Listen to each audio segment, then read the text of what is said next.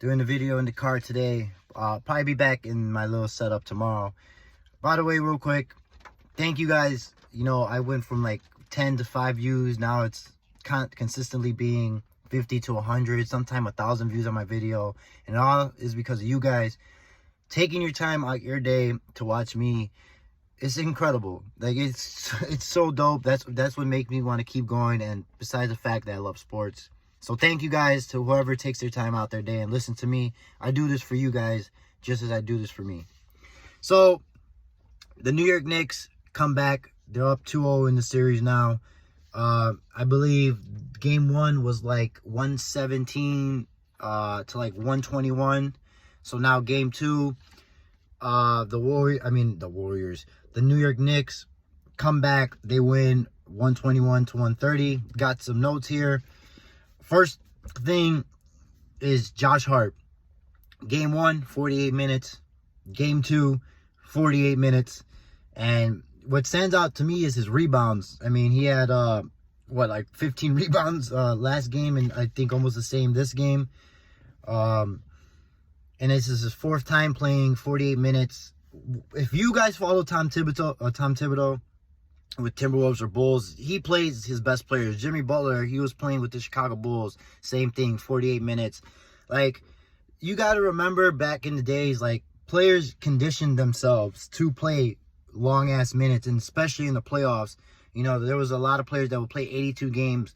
Now, sometimes is it questionable? Should Tom Thibodeau take players out? Yeah, of course. Obviously, if they're like looking like they're injured or they're exhausted. But let's not forget, like, this is what these players train for. And when you need your best players on the court, you need your best players on the court. You know, like I said, you don't want to run them to the ground, but you want them on the court. Because Brunson played 32 minutes. He had 29 points. He did get hurt, so he did miss a quarter. But if he didn't get hurt, he was going to play probably 48 minutes. And same thing with DiVincenzo. He played 43 minutes. And by the way, DiVincenzo and Brunson had 29. DiVincenzo had 28. So they almost had 60 points combined. These Villanova guys, dude, it's the chemistry's there because since Villanova, you know, Jalen Brunson's dad and Brunson, you know, this is what you do. You get your star, the players he needs, and the players he's comfortable with.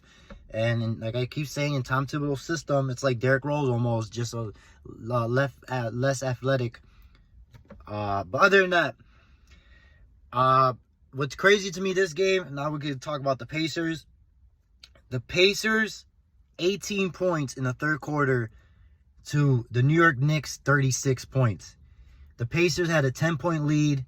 And I believe in game 1, they also had a good lead coming into the second half. But 18 to 36, talk about a big difference in the third quarter. Tyrese Haliburton did have a better game. He had 6 points his first game. This game he had 34, 6, and 9. And then also in the fourth quarter, I know the rebounds was 14 to 12.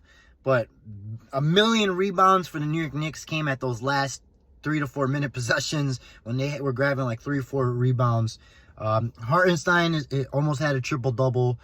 That's he's so solid as a center. And then I'm glad that they leave Mitchell Robinson coming off the bench. And the big thing for the New York Knicks is just going to be OG Anunoby, is his health. Is game 3 going to really affect that? Because OG had 28 points. So not having a 3-and-D guy, especially that caliber of a 3-and-D guy, is going to play some effects. But back to the Pacers. Look, when they played the Bucks, I said this is 2 bad defenses playing each other. No Giannis, no Damian Lillard. And they won with Chris Middleton having almost 40 points, because the Indiana Pacers are one of the worst defense. They are one of the best offense, but also have the worst defense, one of the worst defenses. I don't understand why TJ McConnell played only 22 minutes. He had 10 points, 12 assists, and he did not show up in the fourth quarter. I get it. He's undersized. Maybe he's a somewhat liability, but he's a scrappy player. He can get you steals. And even if he's undersized, he's going to play very snug defense. So that was a little shock to me that I mean, it's not saying like one of your best defenders, T.J. McConnell, is not out there when you especially lack defense. And when Tyrese Halliburton gets cold, and if Siakam is having a bad shooting night like he did game 2, who's going to step up? This is when I said your health starts playing an importance. This is when you realize like how Benedict is not there. If Mathurin was there, he would easily be picking up that third option points. But this shows you like, man, you know, this sucks that they kind of don't have him. But I wish he did play. But like I said, who's the healthiest, who's the deepest, and defense and star power. Pacers should have won. They had this game. But the Knicks are one of the best defenses. Timberwolves are right now the best defense, in my opinion, in the playoffs. Then obviously Boston Celtics, then the New York Knicks. But the Knicks are always going to come play that defense with Tom Thibodeau. But like, it's crazy how these guys are playing 48 minutes, 44 minutes against one of the most fast-paced offensive teams. And just to sum it up with the Pacers, like, look, man, I'm gonna stick to my guns, but I wasn't a fan of the Pascal Siakam deal, more so because of just he either could walk in his contract, or you're gonna have to sign him to a big extension. And I just think there's other guys you could pay $30 or $40 million better than him. I love Pascal Siakam. I think he's great. I think he is a decent defender, but I mean, do you really think Tyrese Halliburton and Pascal Siakam, Benedict, or Obi Toppin is gonna win you a championship? I mean, obviously that move was probably to get one more piece and then have a nice little trio.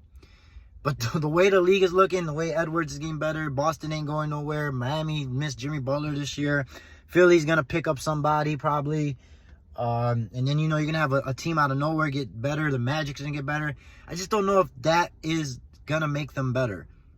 I mean, it all falls on Tyrese Halliburton. I still think he's a year or two away, like Tyrese Maxey is. But they're still kind of here somewhat. But I'm done yapping. The Knicks are up 2-0, like I said. The Pacers, that third quarter, killed them. But like I said, they got no defense. They just don't. I know Miles Turner's there, but let me know what you guys think in the comment below. The Pacers can, the Nuggets too, go up to 2-2. They could tie it. I believe in the Pacers and the Nuggets could do that. But I think more the Nuggets can do that than the Pacers because their defense is just trash. I'll talk to you guys later. Peace.